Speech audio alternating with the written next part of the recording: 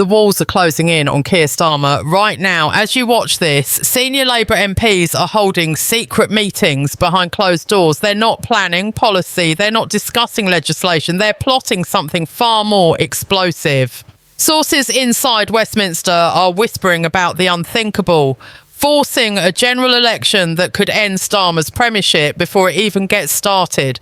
This isn't speculation anymore. This is happening. And what's unfolding in the corridors of power is so shocking, so unprecedented, that it could change British politics forever. Starmer thought he had it all figured out. He thought his massive majority made him untouchable. But he made one critical mistake. He forgot that power in Westminster isn't about numbers, it's about loyalty. And right now that loyalty is crumbling faster than anyone predicted. The cracks started appearing weeks ago, but nobody was paying attention. While Starmer stood at the dispatch box, projecting confidence and control, his own backbenchers were already sharpening their knives. It began quietly, as these things always do. A few grumbles in the tea rooms, some uncomfortable shuffling during Prime Minister's questions, MPS avoiding eye contact when Starmer walked past. But then something changed. The whispers got louder, the private meetings got more frequent, and suddenly senior figures in the Labour Party started saying the quiet part out loud. They're not happy, they're not backing down, and they're certainly not going to wait until the next scheduled election to make their move. Here's what they're not telling you on the mainstream news. Multiple Labour MPs have been holding emergency sessions to discuss what they're calling the Starmer problem. These aren't fringe backbenchers looking for attention. These are experienced parliamentarians, former ministers, people with real influence and real power. They've watched Starmer's approval ratings collapse at a speed that's frankly unprecedented for a Prime Minister who only just won a landslide. They've seen the polls showing Labour hemorrhaging support across every demographic. They've heard the anger on the doorsteps in their constituencies. And they've come to a terrifying conclusion. If they don't act now, they'll all go down with him. The trigger for this rebellion wasn't just one thing. It was everything. It was the broken promises that piled up so fast voters couldn't keep track. It was the policy U-turns that made Starmer look weak and directionless. It was the scandals that he promised would never happen under his watch, but happened anyway. It was the sense that Labour had fought so hard to get into power, only to have no idea what to do with it once they got there. But more than anything, it was the realisation that Starmer had become a liability. The man who was supposed to be the safe pair of hands had turned into an anchor, dragging the entire party down into the depths. Now, you might be thinking, can they actually do this? Can MPS really force a general election? The answer is more complicated than you think, and it's where things get truly fascinating. Under the Fixed Term Parliaments Act, which was partially repealed, the power to call an election now rests with the Prime Minister.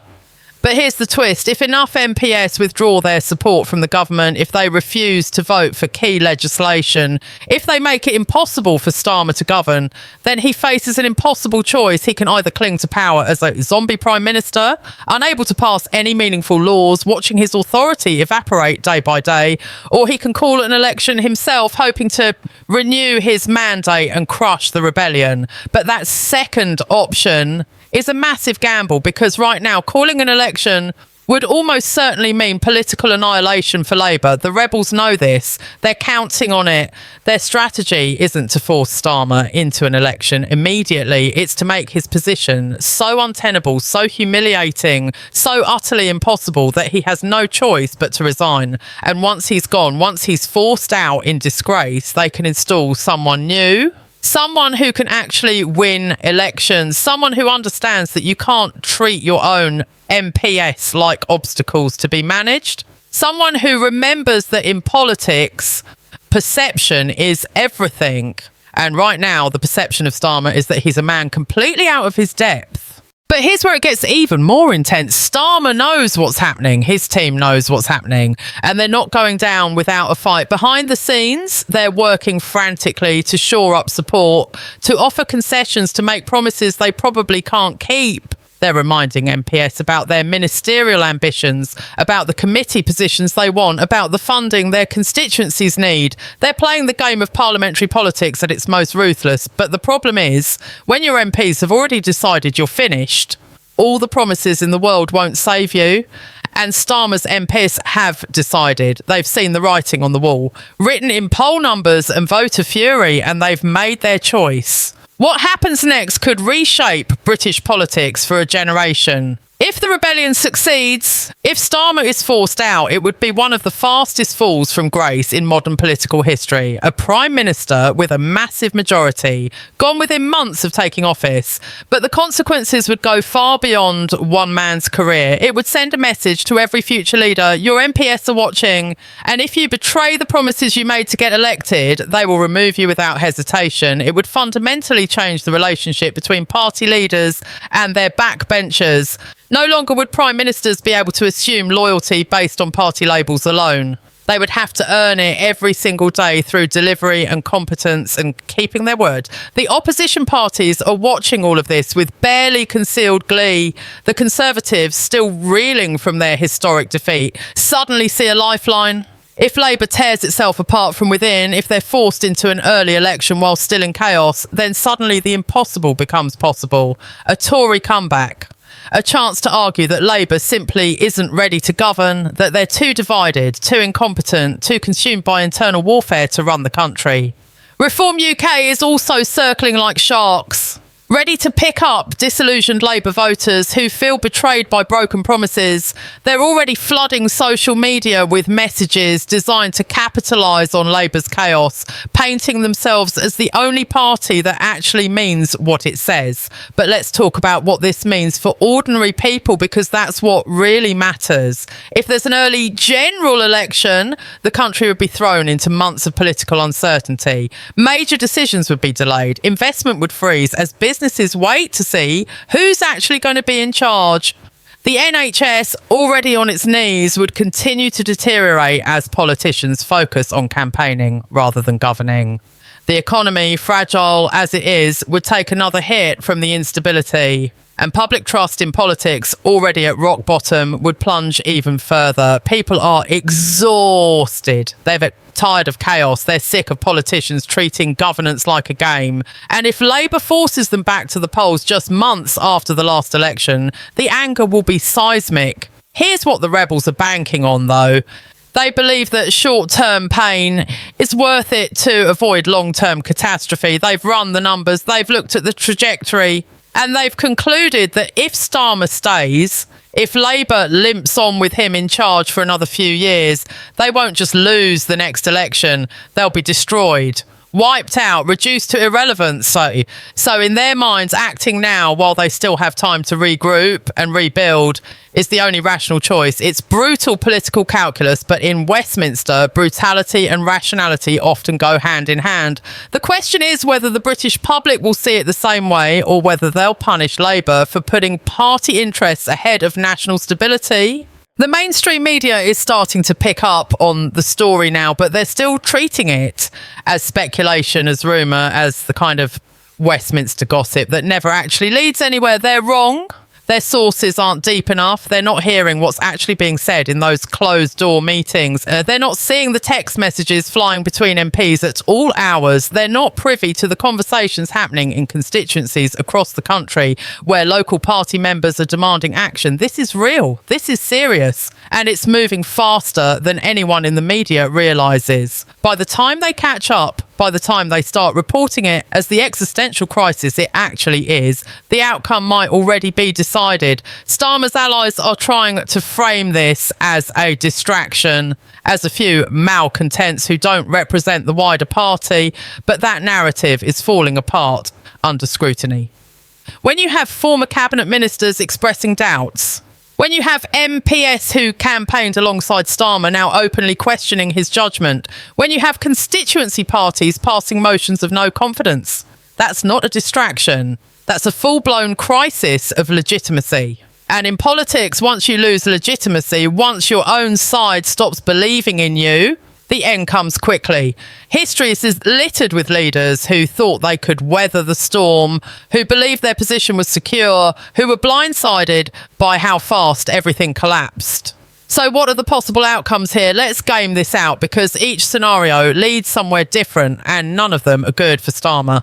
Scenario 1, he fights back and wins. He manages to crush the rebellion, to restore discipline, to cling to power. But even in victory, he's fatally weakened. Every vote in Parliament becomes a test of his authority. Every policy announcement is overshadowed by questions about whether his MPS actually support it. He becomes a Prime Minister in name only, constantly looking over his shoulder, never able to govern effectively because he's too busy managing internal dissent. That's not leadership, that's survival mode. And governments in survival mode don't achieve anything except postponing the inevitable. Scenario 2, he tries to compromise to give the rebels what they want in exchange for their support. Maybe he reshuffles the cabinet, promotes some of the dissidents, changes direction on key policies, but compromise is a dangerous game when you're already seen as weak. Every concession reinforces the perception that he can be pushed around. Every U-turn proves his critics right. And the rebels, once they taste blood, once they realise they can bend him to their will, they'll just keep pushing for more. Compromise works when you're negotiating from strength. When you're negotiating from weakness, it's just slow motion surrender. Starmer would buy himself time, maybe weeks or months, but he'd lose what little authority he has left in the process. Scenario 3, and this is the one the rebels are hoping for. Starmer resigns. He reads the room, accepts that his time is up, and steps down before he's pushed. In this scenario, Labour gets a chance to reset. They hold a leadership election, probably elevating someone who's currently serving in the cabinet, but positioning themselves as different from Starmer. Someone who can claim they'll deliver on the promises he broke. Someone who can restore trust with the public and unity within the party. It would be messy and embarrassing, but it would be survivable. Labour has come back from worse, but it requires Starmer to put party before ego, and that's asking a lot from any politician who's fought as hard as he has to reach number 10. Scenario 4, the nuclear option. Things get so bad that Starmer's forced to call a general election himself, not because he wants to, but because he literally cannot govern anymore, because his MPs are rebelling on crucial votes, because he's lost control of his own party, because the alternative is to preside over a government that can't function. This would be catastrophic for Labour. They'd go into an election divided, demoralised, defending a record they've barely had time to create. The opposition would hammer them relentlessly. The public would punish them for the chaos. And Labour could find themselves right back in opposition, wondering how they managed to squander a historic majority in record time. Each of these scenarios is playing out in the minds of every Labour MP right now. They're calculating which outcome serves their interest best. They're wondering whether their seat is safe if there's an early election. They're thinking about their careers, their legacies, their future prospects. And that's the thing about political rebellions. They're rarely about principle. They're about power and survival. The MPs plotting against Starmer aren't doing it because they've suddenly discovered he's not up to the job. They knew that before the election. They're doing it because keeping him means they might lose their seats. And nothing concentrates a politician's mind like the threat of unemployment. The next few weeks will be absolutely critical. Watch for signs of open rebellion. Watch for MPS defying the whip on key votes. Watch for critical briefings to the media from unnamed senior Labour figures. Watch for Starmer's public appearances, looking for signs of strain, for the moment when he stops projecting confidence and starts looking cornered. Watch the polls, because if Labour's numbers continue to collapse, it feeds the narrative that change is necessary. And most importantly, watch for any hint that Starmer's inner circle is preparing for the worst, because when the people closest to the leader start jumping ship, that's when you know the end is near. This is unprecedented territory, a government with a massive majority potentially tearing itself apart within months. A prime minister who won big but lost the confidence of his own party almost immediately. A rebellion that could force an election nobody really wants, but everyone might end up with anyway. British politics has seen chaos before, but rarely like this. Rarely this fast, this intense, this consequential. Whatever happens next will be studied for years to come as a case study in how power can evaporate almost overnight. How winning an election is just the beginning. And how in Westminster, the only thing more dangerous than your enemies is your own side when they've decided you're finished. Claude is AI and can make mistakes. Please double check responses.